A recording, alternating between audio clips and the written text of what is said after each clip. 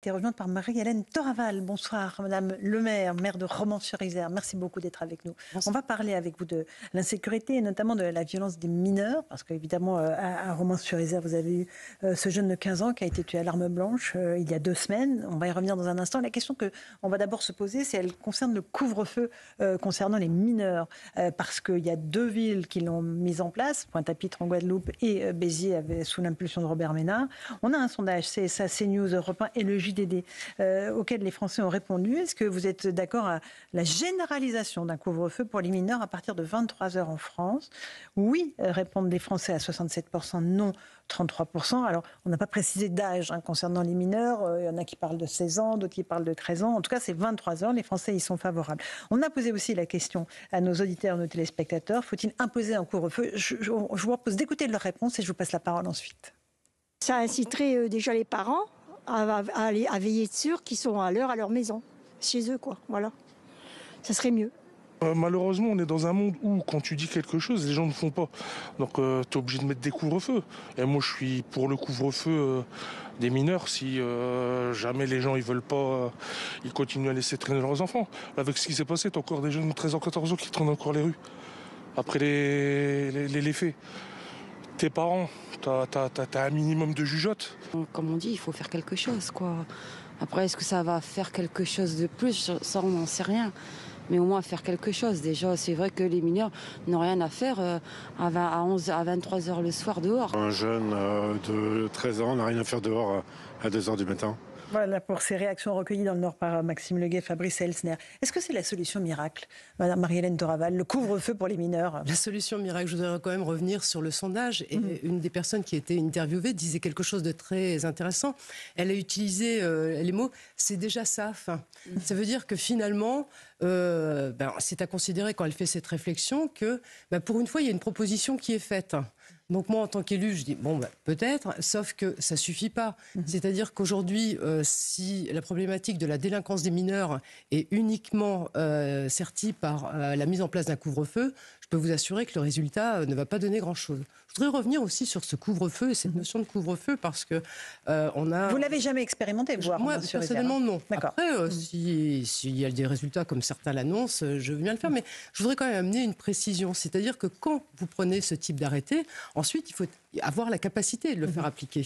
Pour le faire appliquer, il faut qu'il y ait un contrôle aussi de la part de la police pour savoir s'ils sont effectivement mineurs. Figurez-vous que moi, en tant que maire, avec ma police municipale, je ne peux pas procéder à ces contrôles. Pourquoi? Seule la police nationale peut le faire. Donc, si on fait ou si on propose de nouvelles mesures, mais qu'en face, on ne fait pas évoluer les prérogatives des forces de police qui sont sur le territoire, ça va être extrêmement compliqué. Je crois d'ailleurs que c'était une réflexion aussi du président de l'AMF, de l'Association des maires de France, qui David disait Lisnard. mettre en place un couvre-feu, mais faut-il encore pouvoir faire exécuter ce type de décision? Donc c'est un petit peu mon regret. C'est un petit peu mon regret aussi par rapport aux annonces qui ont été celles du Premier ministre, parce qu'on a un ensemble de je vais appeler ça moi des micro-actions, mais finalement on voit bien que c'est déconnecté de la connaissance du terrain. Je pense que si on avait pu travailler en amont avant de faire ce bouquet de propositions, eh bien on aurait eu quelque chose de plus profond, c'est-à-dire une véritable stratégie, alors que là on a le plan d'action avant d'avoir fait un diagnostic partagé. Donc moi je suis quand même assez sceptique sur le résultat. Juste pour revenir sur le couvre-feu concernant les mineurs, Oudimana, vous êtes policier, c'est difficile de le... c'est pas difficile de le mettre en place, ce qui est difficile, c'est de le faire respecter. Et je vais Il faut des policiers, en fait. Madame le maire, notamment sur Romans-sur-Isère. Je l'avais dit sur ce plateau, Laurence, un véhicule de police la nuit. Vous imaginez si un véhicule de police. Combien d'habitants? Alors il y a des renforts à Valence, mais c'est un véhicule de police nationale. On attend la BAC, je parle sous votre contrôle, de Romans-sur-Isère depuis 10 ans. On nous dit elle est en sommeil. Bon, on l'avait dit ici, c'est pas du sommeil, c'est le coma là. Donc on attend des renforts pour ça. Donc je vous le dis, imaginez que les collègues de Romans-sur-Isère aient un couvre-feu. S'ils doivent garder les petits de 13 ans en attendant que les parents arrivent, il n'y a plus de patrouille à Romans-sur-Isère. C'est dans l'application que c'est difficile. J'essaye d'être pratico-pratique, quoi. Et j'essaye de parler comme un flic de terrain qui doit mettre en application ceci. Après, je comprends que 67% des gens soient favorables. Je le comprends totalement. Ils se disent, quelle solution? On n'a rien, pourquoi pas essayer ça? Voilà. C'est vrai qu'ils se disent, pourquoi ne pas le tenter, effectivement. Mais moi, je suis obligé de dire la vérité. Attention. Et dans l'application, c'est extrêmement extrêmement difficile. Alexandre Devecchio, c'est la solution magique ou pas pour vous? Non, c'est un succès d'année. Pas de solution magique, mais là, on pallie une défaillance manifeste des parents. Ce qui interroge, et d'ailleurs c'était dans votre micro-trottoir, c'est pourquoi il y a des parents qui laissent traîner leurs enfants jusqu'à 2 heures du matin, des mineurs, ils n'ont rien à faire dans la rue. Et à ce moment-là, je crois qu'il faut punir les parents. Le problème, c'est qu'il y a sans doute plus de place en centre éducatif. Si on leur retire leurs enfants, où est-ce qu'on les met? L'amende de 135 € ne sera jamais payée, mais c'est toute une politique qui est à revoir. Mais on peut quand même demander des comptes aux parents. Certains sont dans des logements sociaux, d'autres touchent un certain nombre d'allocations. Je pense qu'il faut les mettre face à leurs responsabilités. C'est bien d'attendre la solidarité nationale. Je suis pour la solidarité nationale, à condition de remplir également ses devoirs de temps en temps. Quelqu'un qui n'a que des droits et pas de devoirs, il n'y a pas de raison qu'il ait des droits. Alexandre Devecchio, Gérald Darmanin se félicite qu'une fratrie ait été expulsée d'un logement social dans le Val d'Oise pour des actes graves de délinquance. Donc ça veut dire qu'il y a des actions qui sont commises et qui peuvent être punis de cette façon-là. Vous avez beaucoup de mineurs, vous, qui sont dans la nature à 23h, à Romans-sur-Isère, Madame le maire? Alors, on en a, tout est relatif. Enfin, c'est en fonction de la météo aussi. Oui. Il faut préciser là, en ce les moment, choses. ils sont bien au chaud. Et c'est vrai que quelquefois, je me réjouis quand il pleut. Non, par exemple, si on prend l'exemple des émeutes de l'été dernier, je vous mets au défi d'arrêter tous les mineurs. Parce que s'il y a des mineurs qui sont dehors, s'il y a des mineurs aussi qui sont dans des situations de délinquance, ça veut dire qu'au-dessus, ils sont pilotés. Moi, je veux juste vous parler de mon expérience, notamment dans le cadre des émeutes. Ces émeutes s'opèrent, bien sûr, il y a des images qui ont été sur les différents réseaux sociaux. Et on voyait très nettement qu'ils étaient extrêmement bien organisés. Mais vraiment, c'était assez extraordinaire. Et on voyait qu'ils étaient filmés de plus haut, donc ils étaient pilotés de plus haut, donc c'est-à-dire ceux qui étaient potentiellement prenables n'étaient pas sur le terrain. Et ensuite, j'ai pu visionner les images qui ont été prises lorsqu'ils ont saccagé les bureaux du bailleur social, où là, ils n'étaient plus sous contrôle. Et là, ça a été, mais alors au-delà de ce qu'on peut imaginer en termes de comportement sauvage, quoi. Enfin, très honnêtement. Effectivement. Donc aujourd'hui, et alors par contre, je le précise, parce que vous le disiez tout à l'heure, on manque d'effectifs, notamment au niveau de la police nationale, et c'est-à-dire que quand c'est des situations qui s'opèrent sur tout le territoire national, effectivement, ce sont les grandes villes qui sont servies avant les villes moyennes comme les nôtres, je l'entends. Pour autant, chez nous, aucune arrestation alors qu'on avait ces jeunes dehors. Peut-être Rachel Kahn, une réaction. Après, on va partir à Toulouse, voir ce qui s'est passé avec un prof molesté. Non, on avance? Non, enfin, juste un petit mot sur la question de la généralisation. Je pense qu'il y a des couvre-feux, notamment dans certains quartiers, qui sont probablement pertinents, mais ne jamais oublier, en fait, que la jeunesse doit être traitée de manière 360.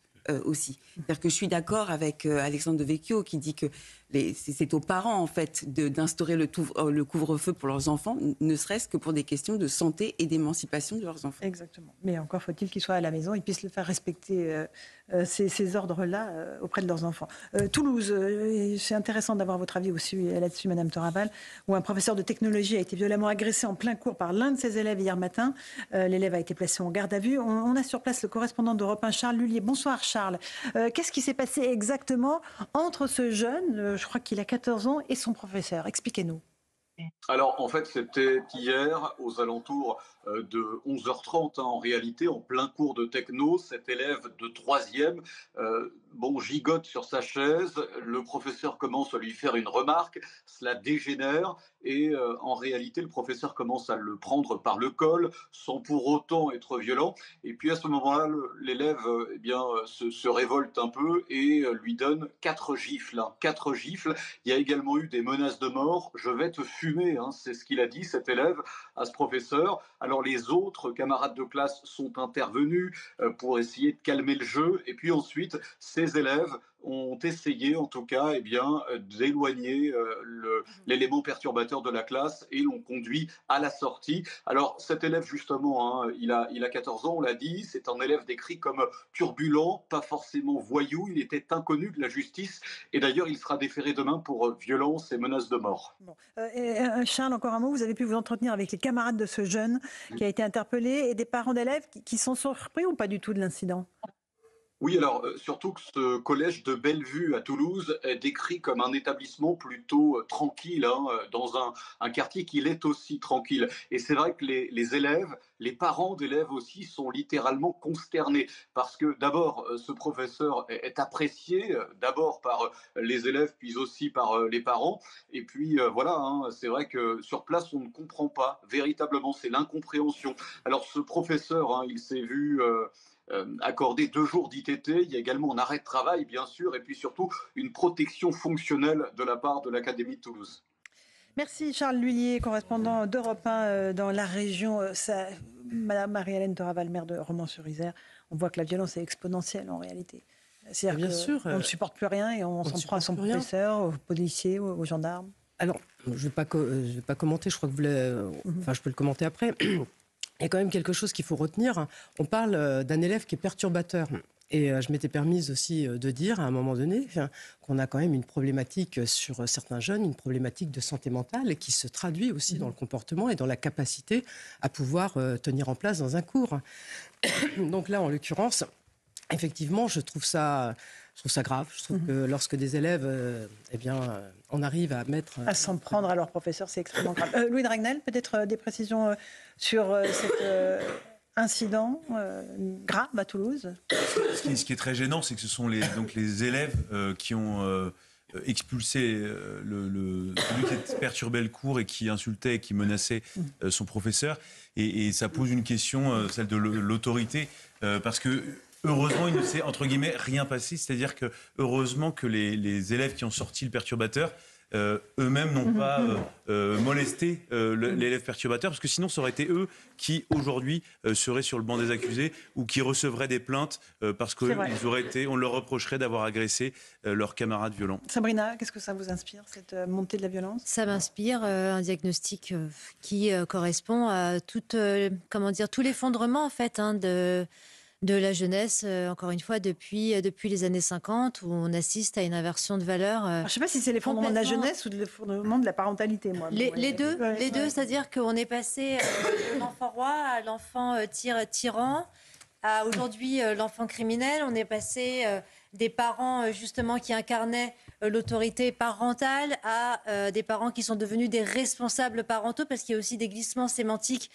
dans le code pénal, l'accompagnement notamment à l'école où la parentalité positive a été mise en exergue davantage que l'autorité du professeur qui est là pour instruire et non pas éduquer les enfants. Donc en fait c'est malheureusement une forme de conglomérat où toutes les valeurs de notre anthropologie moderne se sont inversées, où les adultes sont infantilisés et les enfants adultifiés. Donc là, on prenait par exemple les couvre-feux. Alors moi, je veux bien les couvre-feux, je veux bien qu'on interpelle des mineurs, mais encore faudrait-il que les parents ne soient pas défaillants, ne soient pas eux-mêmes des délinquants. Il y a une étude du professeur Bronsard qui montre l'échec patent d'un CEF dans les Bouches-du-Rhône. Centre d'éducation fermée. Absolument, les centres d'éducation fermés, où ils disent que 56% d'entre eux ont déjà un membre de leur famille en prison. Vous avez des parents ou des adultes, bien sûr, qui viennent au commissariat et qui disent « mais s'il vous plaît, mettez-le en prison, je n'arrive plus à contenir ces émotions ». Mais tout ça, malheureusement, c'est encore une fois l'aboutissement d'un effondrement de la société. Il y a des parents qui vous demandent, Rodi Mana, mettez mon enfant en prison ? Non, c'est quand même... Ça peut arriver. Ça peut arriver. Ils nous disent à nous, les policiers, mettez-le en garde à vue au moins cette nuit, je suis tranquille cette nuit. Ça peut arriver. Vous posiez la question à Sabrina, ça vous inspire quoi aujourd'hui ? Moi, ça ne m'inspire pas, ça me déprime de voir ce genre de choses. Et c'est pour ça qu'il faut taper fort, quoi. Ce gamin, il faut qu'il soit jugé vite et qu'il ait une sanction. Alors, peu importe, on ne va pas dire qu'il va aller 10 ans en prison. Qu'il n'ait pas des problèmes psychologiques graves. Pour ça, vite, c'est toujours le même sujet. Exactement. Le sens de l'appel, le sens de la sanction, exactement. La rapidité. On ne passe pas tous en même temps parce que là, sinon, on va pas. Alexandre Devecchio. On peut imaginer qu'il va être renvoyé dans un autre lycée un peu plus loin, ce qui est quand même un incroyable problème. Et encore une fois, sanctionné, mais les parents aussi ont une part de responsabilité. On y revient toujours. D'ailleurs, sur la délinquance des jeunes, on a beaucoup dit pendant des années, oui, mais il y a le problème des femmes seules. Alors, c'est un problème que je nie pas. Il faut les aider. Par ailleurs, il y a beaucoup de femmes seules qui font bien leur travail travail de parents. Il faut aussi le rappeler. Il y en a aussi beaucoup qui bossent la nuit, en horaire décalé. Mais il n'y a pas que ça. En réalité, c'est un peu dire c'est les femmes seules, il faut les aider. C'est pas prendre tout le spectre de la réalité. Quand vous parlez aux pédopsychiatres comme M. Rabinovitch ou M. Berger, ils vous disent parfois vaut mieux qu'il n'y ait pas de père, parce que le père est lui-même un délinquant et incite... la fin des pères. Non, mais je ne suis pas pour la fin des pères. Mais c'est ce que vous venez de dire, Alexandre. Non, il y a des pères qui sont très bien. Mais je vous dis qu'il y a des parents, mères ou pères d'ailleurs, souvent des pères, qui sont eux-mêmes des délinquants et qui font du désapprentissage, si vous voulez, de la... Donc ne soyons pas dans la démagogie en disant oui, mais c'est un problème de mères célibataires, et en plus il y a des mères célibataires qui font très bien leur travail. Et qui tiennent leurs enfants avec beaucoup d'autorité. 18h38, on se retrouve en direct dans Punchline, c'est News Europe 1. Marie-Hélène Toraval, maire de Romans-sur-Isère, est toujours avec nous. Est-ce que vous avez une solution à proposer pour endiguer cette violence des mineurs? Vous vous êtes plainte, et à juste titre, de ne pas être entendue en tant que maire. Est-ce que vous avez des solutions pratiques? Parce que là, on entend parler de couvre-feu, d'internat éducatif, d'instaurer l'autorité de l'État, responsabiliser les parents. Il y a une solution que vous proposez, qu'on n'entend pas? Je pense qu'il n'y a pas une solution, il y a des solutions. Elles ne peuvent pas être la seule initiative du maire. Je pense que le mal est beaucoup plus profond. Et lorsqu'on parle, il faut parler des mots. Et les mots ne doivent pas être uniquement rattachés à certains courants politiques, je veux le dire très clairement.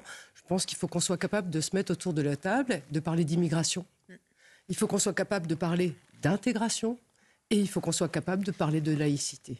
Et quand on aura un débat apaisé et une analyse aussi sur ce qui a bien marché, mais aussi l'ensemble des manquements qui sont les nôtres, les choses qui sont à améliorer, on pourra aller sur une forme de stratégie avec un plan d'action. Et là, j'ai quand même l'impression qu'on sort le plan d'action avant d'avoir partagé... C'est-à-dire qu'il y a toujours un tabou sur les questions d'intégration, d'assimilation, d'immigration. Selon vous, on n'en parle pas je pense plus librement? Je pense que c'est l'apanage aussi de certains, et puis que c'est un mot tabou pour les autres, alors que moi, ça ne me pose absolument aucun souci, quoi. Et on est d'autres, on est nombreux à vouloir en parler, mais de manière pas philosophique, mais de manière concrète. Pragmatique. L'intégration, eh bien, comment ça s'est passé sur le terrain? Moi, je vous donne juste un exemple. Quand on parle de quartier sensible, le quartier sensible qui me concerne, c'était effectivement à l'origine un quartier populaire.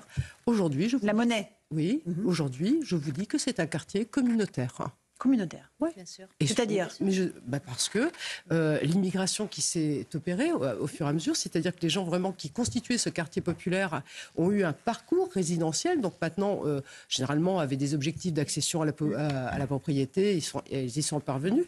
Et en fait, avec l'ensemble des flux de l'immigration, eh bien, du flux migratoire, la seule solution, c'était d'aller sur le logement social. Et finalement, on a organisé ces ghettos. On est à l'origine aussi de ces formes de ghettos. Donc, il faut avoir le courage de le regarder en face aussi. Et on peut les déconstruire, ces ghettos? Alors maintenant, il faut travailler dessus. Vous imaginez bien que quand vous avez un logement social, vous avez un bail à durée indéterminée. Donc ça n'est pas rien. Donc ça veut dire que finalement vous êtes là, vous y êtes pour toute une vie, et puis vous vous retrouvez aussi, puisque l'intégration se fait mal, vous vous retrouvez en fonction de votre pays d'origine ou de vos sensibilités. Ensuite, il y a la part de la religion aussi qui est forte sur ces quartiers, parce que c'est une certaine forme d'autorité.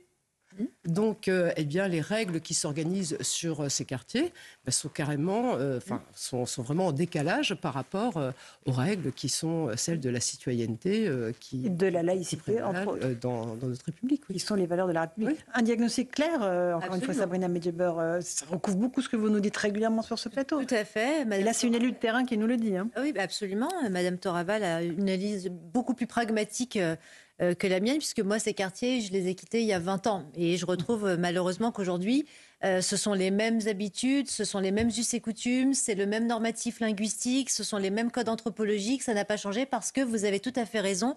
L'État a organisé ces quartiers, où la seule règle, c'est l'homogénéité culturelle. C'est-à-dire qu'il n'y a pas de possibilités pour cette jeunesse qui est une jeunesse, mais pourtant descendante, de primo-arrivants issus de l'immigration. Je pense par exemple à mes parents qui sont venus en France par la voie du regroupement familial, mais à l'époque, la France était un pays industrialisé. À partir du moment où il y a eu ce point de bascule dans les années 90, à partir du moment où ces quartiers n'étaient plus des bastions ou des bassins industriels, eh bien, la nature ayant rendu vide, ça a laissé place à des sociabilités parallèles et à des économies parallèles. Donc, pour réparer ce problème d'assimilation, d'intégration et de respect de la laïcité, il va déjà falloir, je pense, penser à un plan d'industrialisation du pays pour que ces jeunes laissés à l'abandon qui font le chouf à 12 ans puissent déjà étudier en toute liberté, parce que la liberté de conscience est largement attaquée en France, y compris même pour les jeunes issus de l'immigration, mais également par le travail. Alors moi, je suis,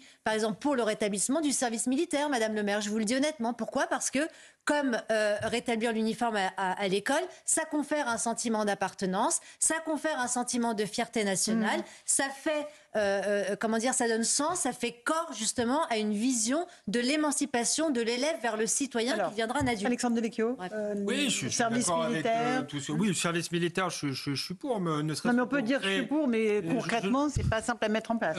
Oui, mais alors on va vous dire ça coûte cher, mais enfin la Il y a plus les délinquance, structures, il y a plus les délinquance casernes, coûte il y a plus les militaires. la délinquance coûte extrêmement cher. Le fait pour un pays de ne pas être capable de se défendre peut nous coûter très cher à l'avenir. Donc oui, parce que ça donnera un sentiment d'appartenance. Aussi, donc je ne pense pas que c'est la solution miracle, mais je pense qu'il faut le faire, y compris d'ailleurs pour des raisons de défense. En réalité, on voit bien que les menaces se multiplient et que malheureusement, il faut qu'on se réarme.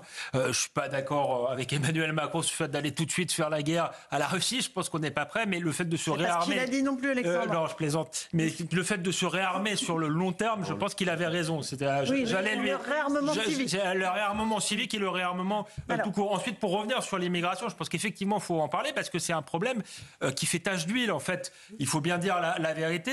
Le problème de l'immigration devient le problème du logement, devient le problème de l'école, devient le problème des collectivités locales, devient le problème de la santé, de la sécurité. Et donc, effectivement, c'est en réalité quelque chose de transversal et ça commence en réalité par là. Puisqu'en réalité, si on a un problème d'intégration, c'est aussi parce qu'on a renoncer à notre modèle, mais c'est aussi parce que les flux sont trop importants et si vous voulez, c'est facile d'intégrer ou d'assimiler un individu. C'est moins facile quand vous avez des communautés entières, voire des peuples qui arrivent avec leurs propres mœurs. Donc oui, il faut en parler, faire le bon diagnostic. On avance, Louis, et après Madame le maire. Non, Louis, rapidement. Effectivement, le tabou de l'immigration, je suis d'accord avec vous, évidemment. Il y a une surreprésentation de la part de l'immigration dans la délinquance. On a publié Europe 1 un chiffre la semaine dernière. À Paris, 77% des mis en cause dans les affaires de viol sont d'origine étrangère. Et donc, je trouve que c'est quelque chose qui mérite d'être creusé. Parce que aujourd'hui, on entend le discours selon lequel, en gros, tous les Français seraient des prédateurs sexuels en herbe. En fait, quand on dissèque, qu'on rentre dans l'analyse des données, on se rend compte qu'il y a une surreprésentation des étrangers dans cette délinquance sexuelle. Voilà, c'est une petite aparté sur cette thématique-là. Mais voilà, de manière globale, on le voit bien, les vols avec violence, les vols avec armes, il y a une surreprésentation quasiment systématiquement de l'immigration. Donc le lien, il est fait statistiquement et de manière mathématique. Ensuite, par rapport à la réponse service militaire, je suis d'accord avec la deuxième partie de votre phrase, mais pas du tout la première. C'est-à-dire qu'à quoi sert le service militaire dans une nation ? Ça sert à lever une classe d'âge en armes pour protéger la nation. La mission du service militaire n'a jamais été de régler les maux de la société. Si par ailleurs, la conséquence de lever une nation en armes, une classe d'âge 600 000 à 800 000 jeunes par an, permettait de créer des valeurs, de fédérer un certain nombre de la vie en société, d'apprendre à dire bonjour, au revoir, des choses totalement élémentaires. À la limite, tant mieux. Mais ça ne doit pas être. Je pense que ça ne doit pas être le moteur de l'éventuelle réhabilitation du service militaire sur le territoire. Fausse bonne solution, le service militaire, Madame Toraval. Moi, ce que je trouve bien dans le service militaire, c'est la méthode.